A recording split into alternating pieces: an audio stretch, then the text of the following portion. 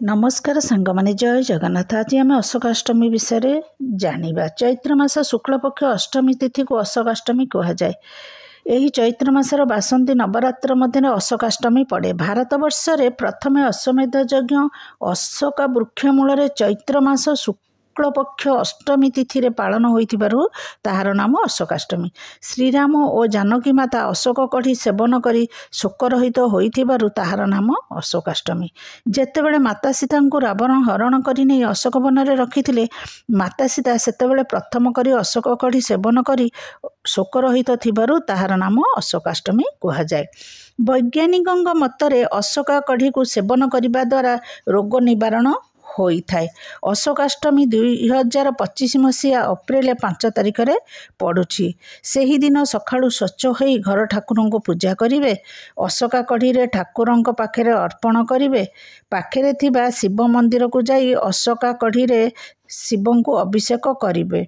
अभिषेक करिबा परे सेही जो कढ़ी को आपण प्रसाद भावे सेवन करिवे। सेही अशोका कढ़ी को प्रथमे शिवंक पाखे अर्पण करिवे, तापर जाई निजे ग्रहण करिवे। कढ़ी ग्रहण करिबा द्वारा समस्त दुख समस्त रोग नाश होइथाए।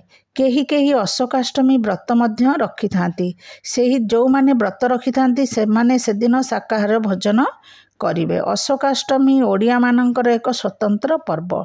सेही दिन 8टी अशोका कढ़ी को शिव को अर्पण करिबा परे सेही 8टी कढ़ी को निजे प्रसाद भावे ग्रहण करिवे। सेही कढ़ी को ग्रहण करिबा द्वारा रोगरु मुक्ति मिलता है, सुख दुख नाश होइथाए।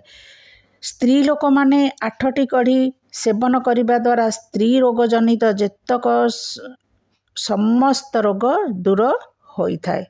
चैत्र शुक्ल अष्टमी रथयात्रा मुख्य यात्रा। एकाम्र क्षेत्र अशोकाष्टमी रे रथयात्रा होइथाए।